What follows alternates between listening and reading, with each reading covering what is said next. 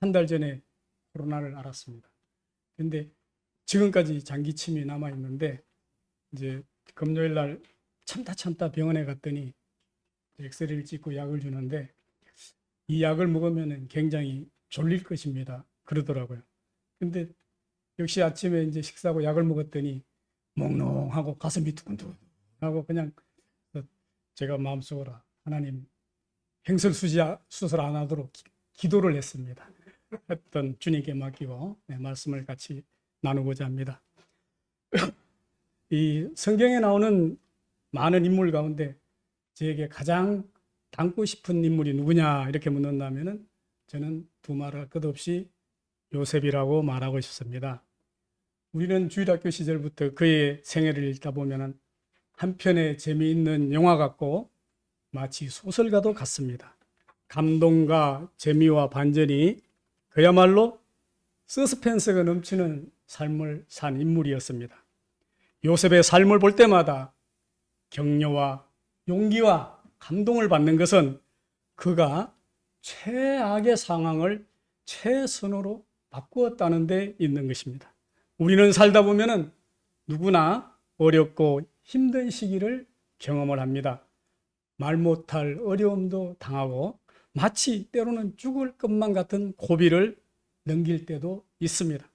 우리는 요셉의 인생을 보면서 위기는 문제가 아니라 바로 기회다라는 것을 알게 됩니다.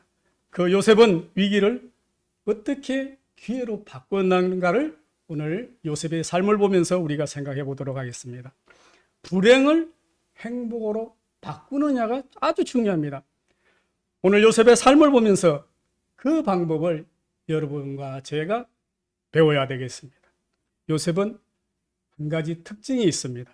그는 사는 것이 아무리 힘들어도 환경 탓을 하거나 부모 탓을 하지 않았습니다. 다시 말해 남 탓을 하지 않았다는 것을 알 수가 있습니다. 우리들은 내가 고난과 힘든 일을 당하면 다른 사람 탓, 환경 탓, 하다못해 조상 탓까지 합니다. 요셉을 보면 그렇게 억울하고 어려운 일을 당한데도 하나님 탓, 다른 사람 탓, 조상 탓을 절대 하지 않았습니다. 또한 그는 자신을 어렵고 힘들게 괴롭혔던 사람을 결코 원망도 하지 않았습니다. 바로 여기에 요셉에 대한 진한 감동이 있는 것입니다. 요셉이 살아온 특징을 네 가지로 이야기를 하고 싶습니다. 그 첫째가 그는 참으로 정직한 사람이었습니다. 자기가 손해가 될 것을 알면서도 절대로 거짓말을 하지 않았습니다. 오늘날 우리의 시대의 위기는 정직의 위기입니다. 여러분, 윤 대통령이 뭘로 대통령이 됐습니까? 정직과 상식이 통하는 사회를 만들겠다고 해서 대통령까지 됐습니다. 그렇지만 어떻습니까? 정직이 무너지고 있습니다. 요즘 정치인들이 왜 신뢰를 잃었습니까? 왜 정직하지 않고 공약을 남발하고 거짓말을 하는 까닭이기 때문입니다. 위장전입, 세금 탈루, 학력 위조, 자금 세탁 등등 정직한 사람을 찾기가 참으로 힘들어서 아직까지 보건복지부 장관하고 교육부 장관 임명을 못하고 있어요. 이러다가 다음 순서로 나한테까지 올지도 모르겠습니다. 여러분, 이처럼 요새는 정직한 사람 찾기가 하늘에서 별 따기인 거예요.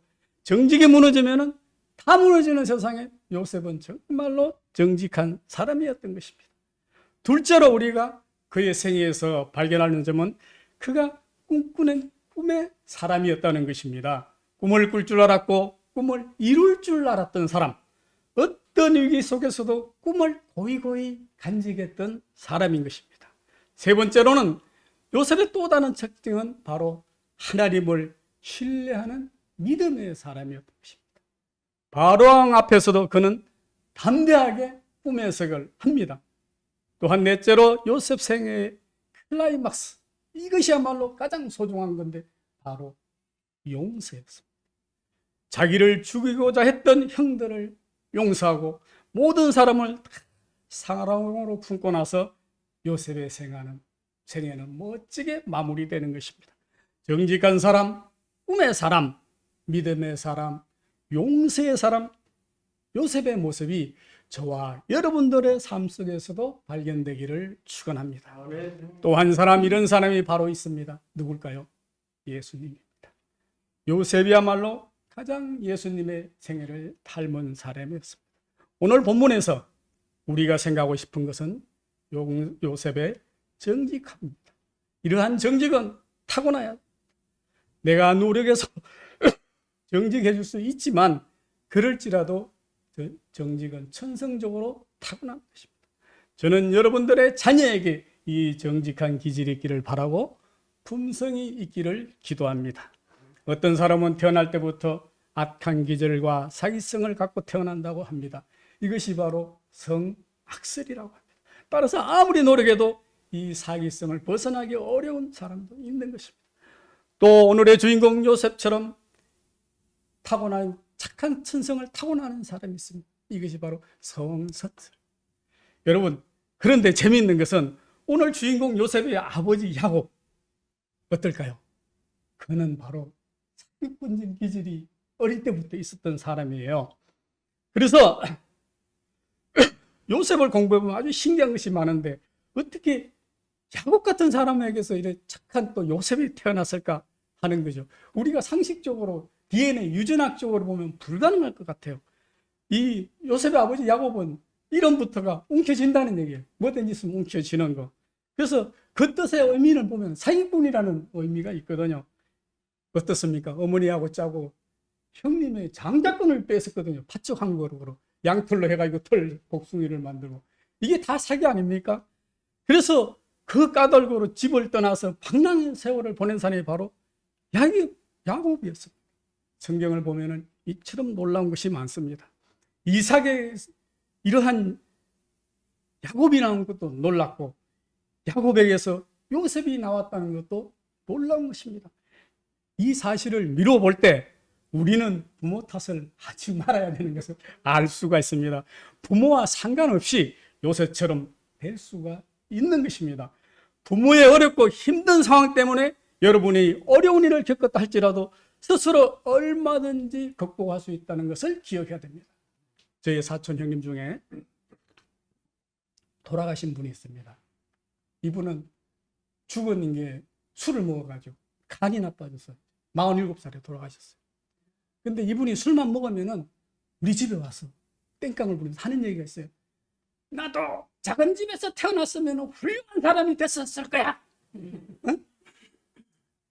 우리 집에서 태어났으면 우리 형제들처럼 작은 어머니 작은 아버지가 힘들게 공부시켜가지고 나도 이 집에서 태어났으면 훌륭한 사람이 될 수 있었을 거야. 근데 우리 집에 엄마 아버지 잘못 만나가 내가 요 모양 요 꼴이 했다고 맨날 그래요. 그게 왜 부모 탓인 거예요? 지가 그렇게 한 탓이지. 학교 공부 안 시켜주고 재건중학교 나고 왜 옛날에 정식학교 아닌 근데 제주가 얼마나 좋은데 글씨도 기가 막히겠어요. 글씨도 잘 쓰고.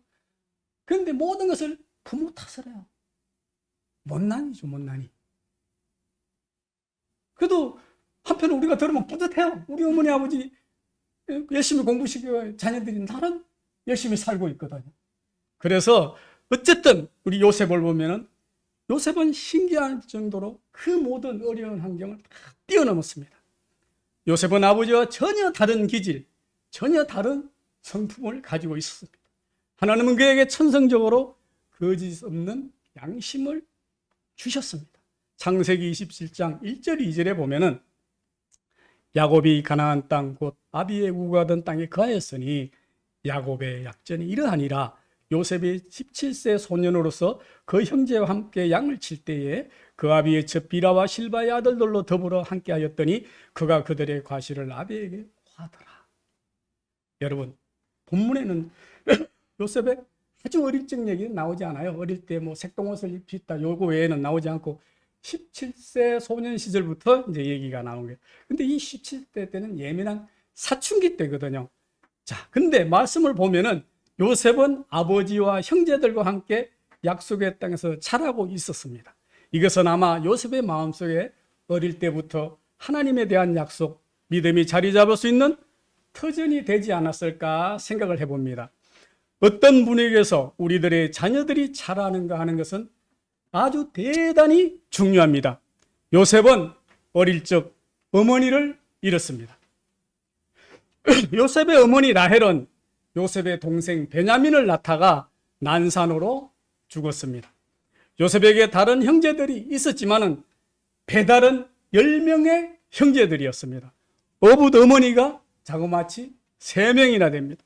이런 분위기에서 요셉이 17세의 소년으로 자랐습니다. 그러나 놀라운 사실은 계모 3명과 배다른 형제 10명 속에서도 자란 요셉에게 전혀 마음의 상처가 구기점이 없이 자랐다는 것입니다. 우리는 환경이 어려우면 상처를 받기가 쉽습니다. 그것으로 인해서 성격이 삐뚤어지거나 말의 뽐새도 달라지기도 합니다. 저 오은영의 심리치료에 보면은 저는 항상 느끼는 게 있어요. 다 결과가 있으면 원인이 있더라고요. 이시진 박사님 맞습니까? 전문가니까요. 보면은 어릴 때 상처, 아버지나 어머니의 상처, 남편의 상처, 말한 말, 모든 게 그런 상처도 원인이 있는 거예요. 그러나 이처럼 우리는 환경이 어려우면 상처를 받는데도 불구하고 그것으로 인해 성격이 삐뚤어지거나 달라지지 않았다는 거예요. 요셉의 천성은 그렇게 순한 거였습니다. 혈기를 부리거나 시기하고 경쟁하며 거짓말하는 성품으로 만들어지기가 쉬움에도 불구하고 그는 아주 곱고 정직하게 자랐습니다. 여러분들도 삶의 상처가 없기를 축원합니다. 요셉을 보십시오. 그가 이러한 환경 속에서도 환경과 상관없이 쭉 뻗은 대나무처럼 자란 것은 기적 중에 기적이었습니다. 아버지가 그렇게 교육을 했을까요? 아닙니다. 아버지 야곱은 반사기꾼이었습니다. 그런 아버지가 무슨 교육을 했겠습니까? 그러나 이것을 기억하십시오. 환경이 어려워도 부모님이 어려워도 얼마든지 순진하게 하나님의 축복이 있으면 잘할 수가 있다는 것이었습니다. 요셉의 특징 중에 하나는 불의와 거짓을 절대 용납하지 못했다는 것입니다. 요셉은 빌하와 그의 아들들과 함께 양을 쳤습니다. 그런데 배다른 형제들이 불의한 일을 행한 것을 본 요셉은 못 본 척 하지 않고 아버지한테 그대로 일러 바쳤습니다. 어떻게 보면은 고자질이고 남자로서 정말 어리없는 행동이었습니다. 저는 이 본문에서 요셉의 행동이 옳은가를 놓고 좀 고민을 해봤습니다. 결국 요셉은 천성적으로 거짓말을 못한다는 성격이라는 결론을 내리게 되었습니다. 그것이 비록 고자질 같고 고자질을 하면은 내가 괴롭고 다른 사람을 피해를 본다 할지라도 거짓말을 하지 못했던 것입니다. 요셉이 그 형들을 미워서 고자질을 한 것이 아니라 그러한 증거가 있습니다. 그것은 바로 형들에게 도시락을 갖다 주고 했을 때 요셉은 순종을 했습니다. 만약에 요셉의 형들을 진짜 미워했거나 질투를 했다면 그렇게 하지 못했을 것입니다. 그러나 요셉은 아버지한테 순종을 했고 형들이 그 자리에 가보니까 없으니까 수소문까지 해가지고 찾아간 요셉을 보면은 결코 형들에게 나쁜 감정이 있었던 것은 아님이 분명합니다. 그런데 요셉은 왜 일러 바쳤을까요? 그것은 그의 타고난 선천적 정직성 때문이었습니다. 우리의 위기는 정직을 잃어버리는 데 있습니다.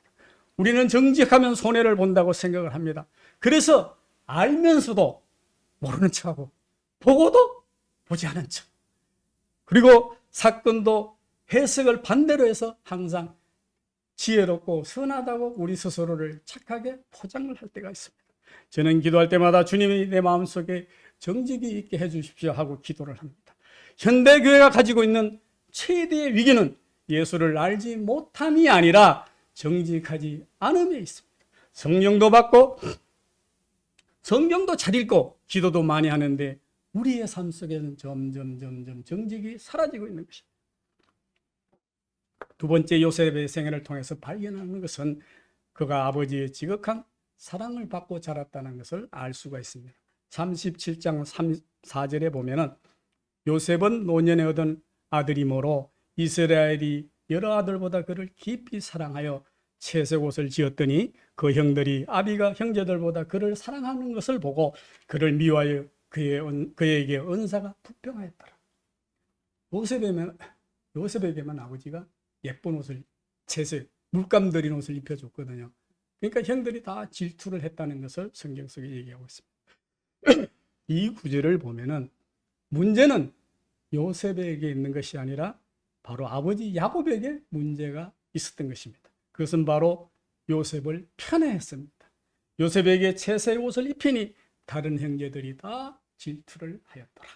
여러분, 야곱이 요셉의 편에 한 것을 이해할 수가 있습니다. 그가 들건 무엇입니까? 마누라 4명 중에 제일 예뻐하던 마누라 라헬이 가장 자기가 사랑하던 아내였는데 마지막 12번째 아들 낳다가 죽어버렸거든, 야곱의 동생은. 그러니까 그 아내에 대한 사랑이 그 라헬의 아들들에게 간 거예요. 요셉과 루벤.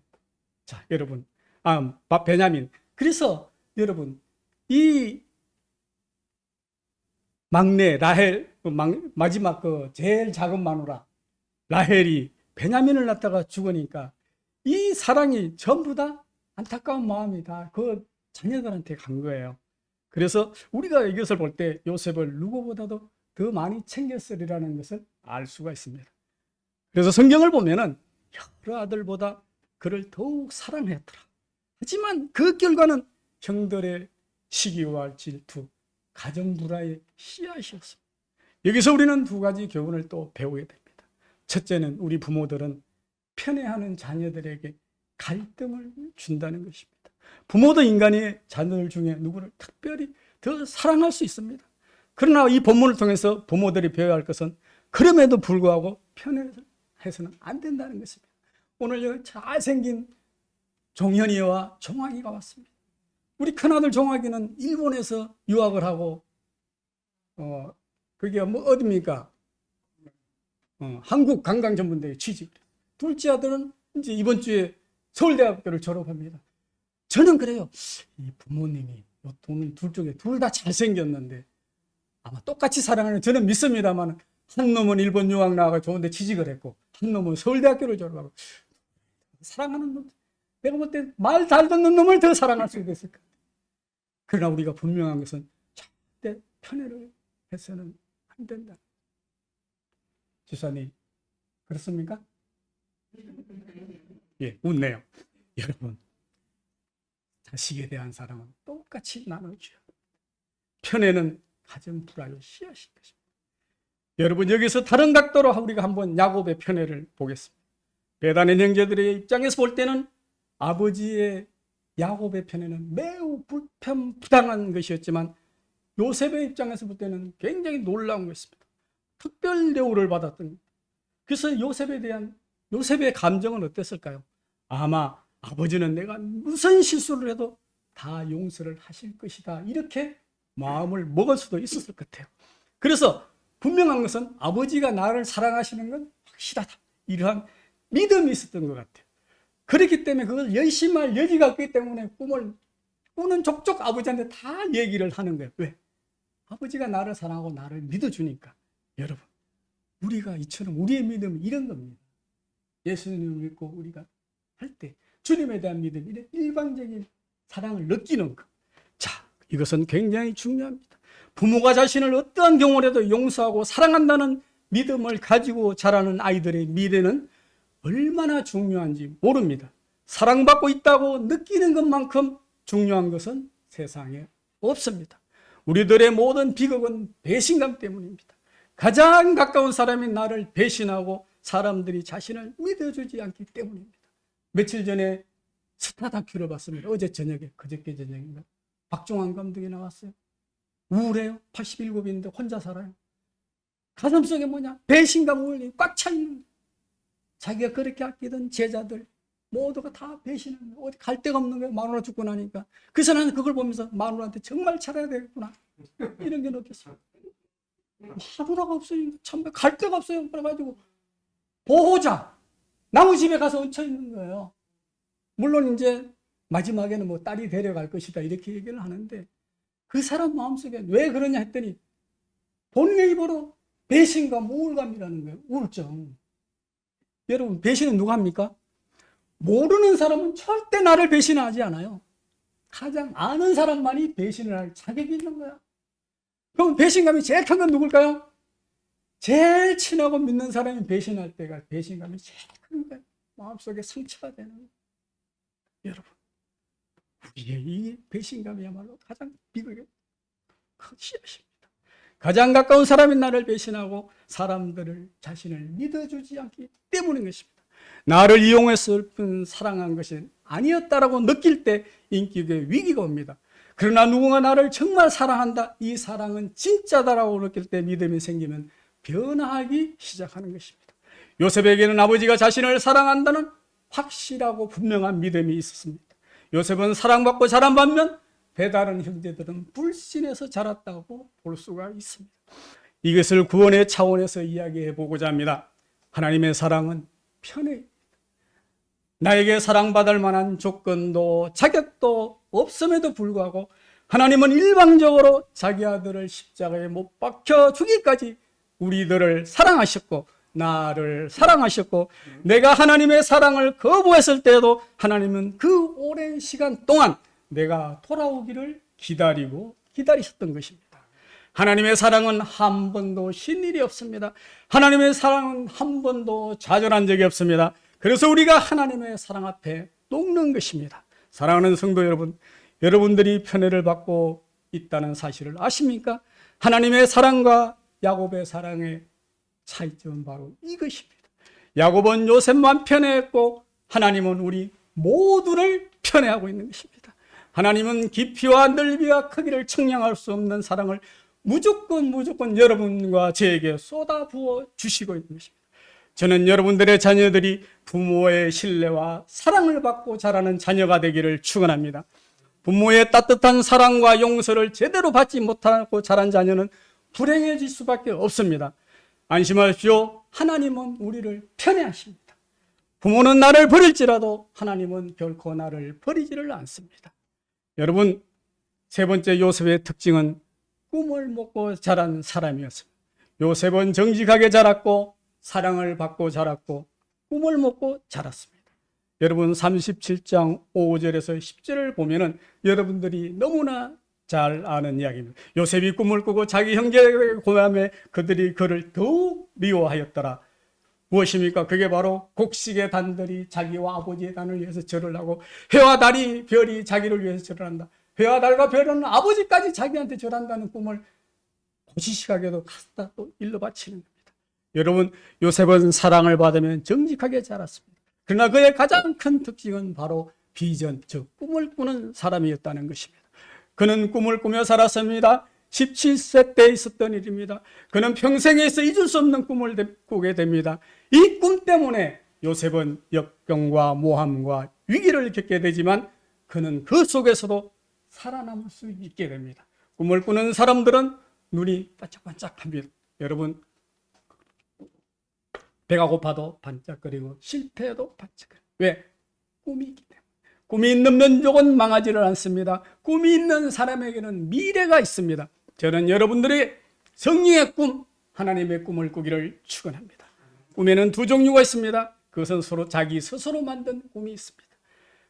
어릴 때 가난하게 산 사람은 부자가 되는 꿈을 꿉니다. 출세를 하고 싶은 꿈이 있습니다. 이것은 바로 인간 자신의 꿈입니다.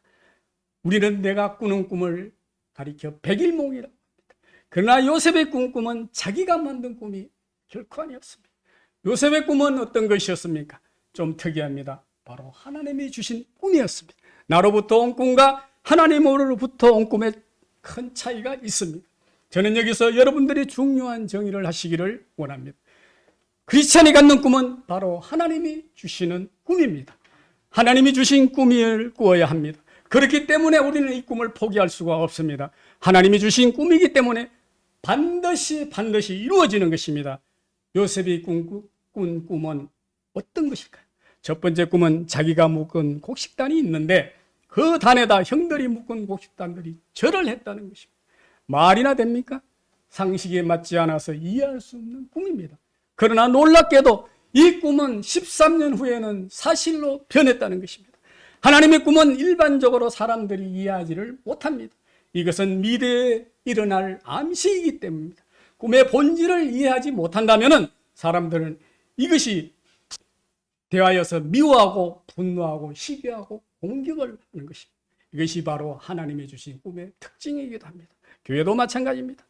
여러분, 아름다운 성결을 통한 하나님의 꿈이 있습니다.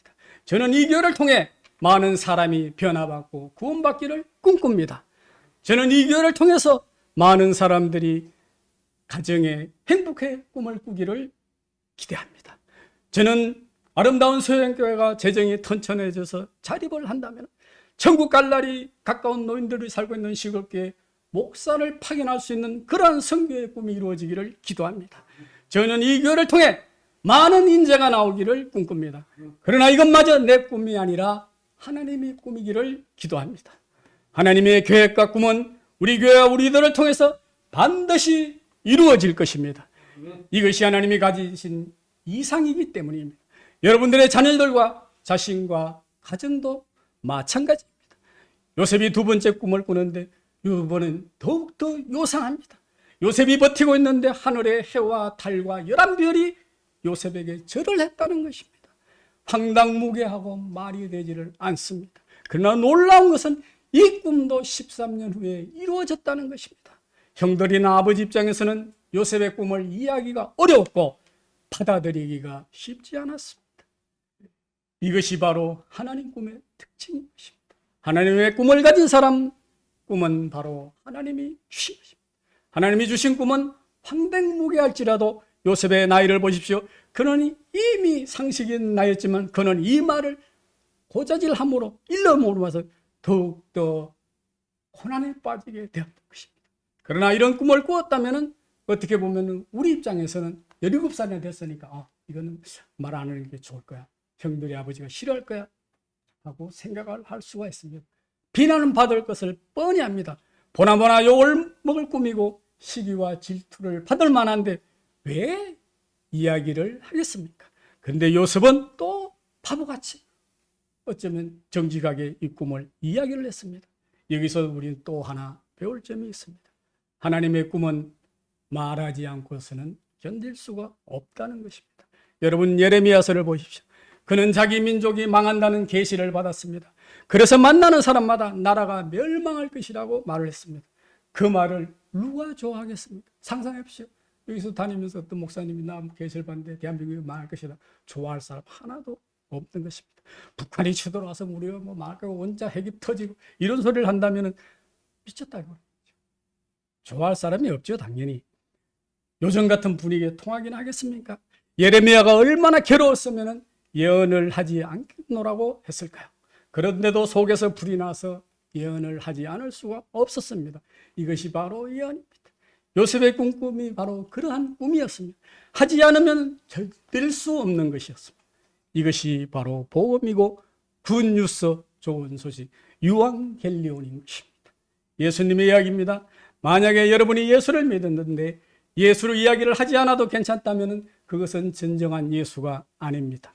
복음을 전하지 않아도 두 다리 뻗고 잘 수 있는 것은 결코 복음이 아닙니다. 하나님을 전하지 않아도 좋은 것은 하나님이 아닙니다.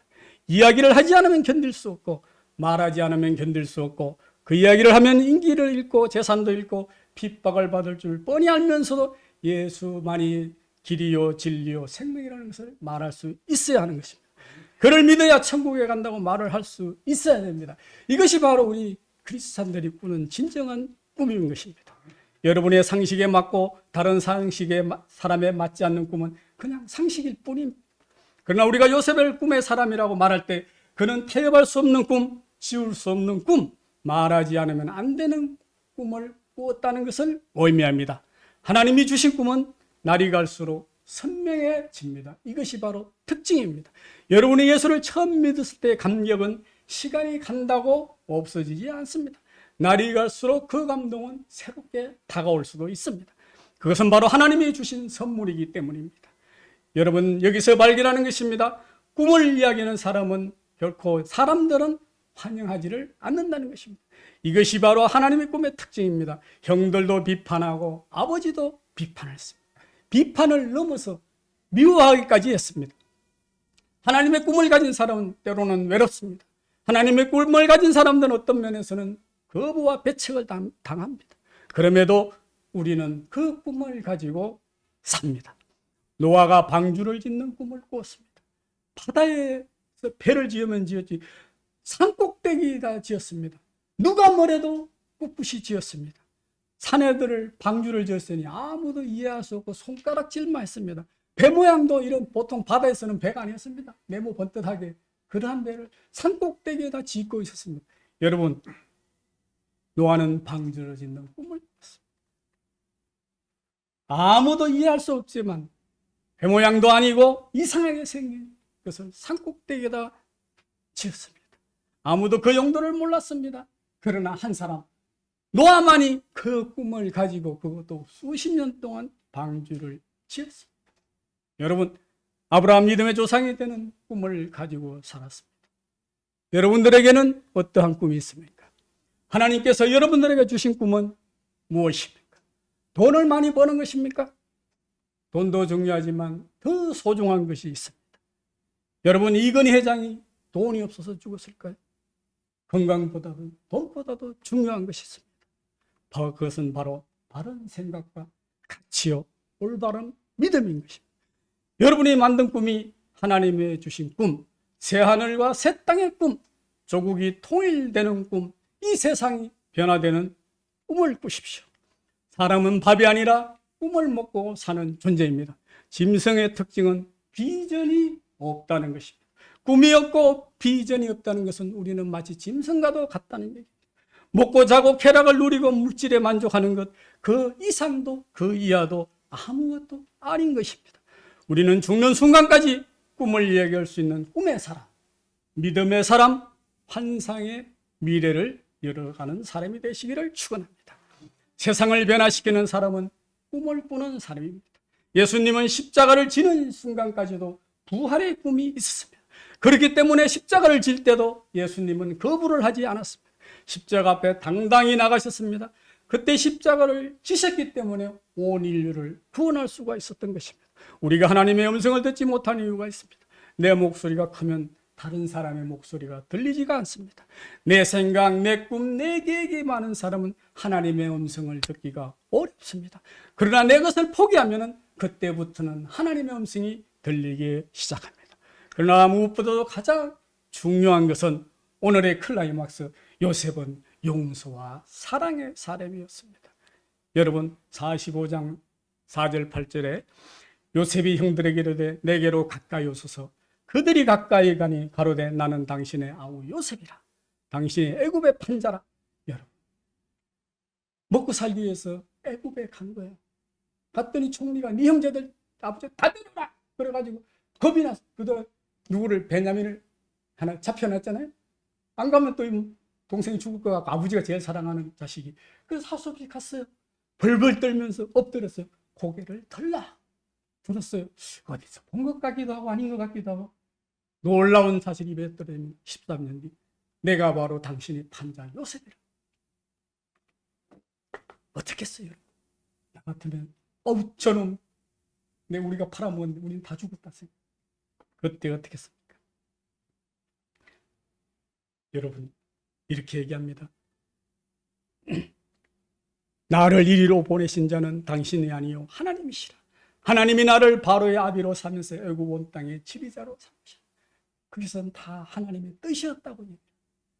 얼마나 멋진 사랑의 스토리입니까? 자기를 팔아먹은 형들을 오히려 얼싸안고 통곡하고 울면서 모든 것이 기근해서 우리 가문을 살리기 위한 하나님의 뜻이었다고 얘기를 합니다. 죽을 줄 알고 벌벌 떨던 형들과 야곱에게는 구원과 바로 희망의 메시지였던 것입니다. 꿈을 꾸는 자 요셉, 그는 용서와 사랑의 위대한 실천자였던 것입니다. 여러분, 오늘 요셉의 용서와 사랑은 동생을 죽이고자 했던 형들에게 얼마나 통쾌하고 멋진 복수였을까요? 진정한 사랑이야말로 가장 큰 복수라는 것을 우리가 알 수 있습니다. 예수님도 자기를 못 박는 자들의 저들이 모르고 한 것이니 불쌍히 여기소서 하고 그들을 위해서 사랑하고 용서하는 기도를 하는 것입니다. 이처럼 위대한 사랑의 실천이야말로 우리가 이 세상을 살아가면서 하나님 나라를 미리 맛보고 예수님을 닮아가는 삶인 것입니다. 기도하겠습니다.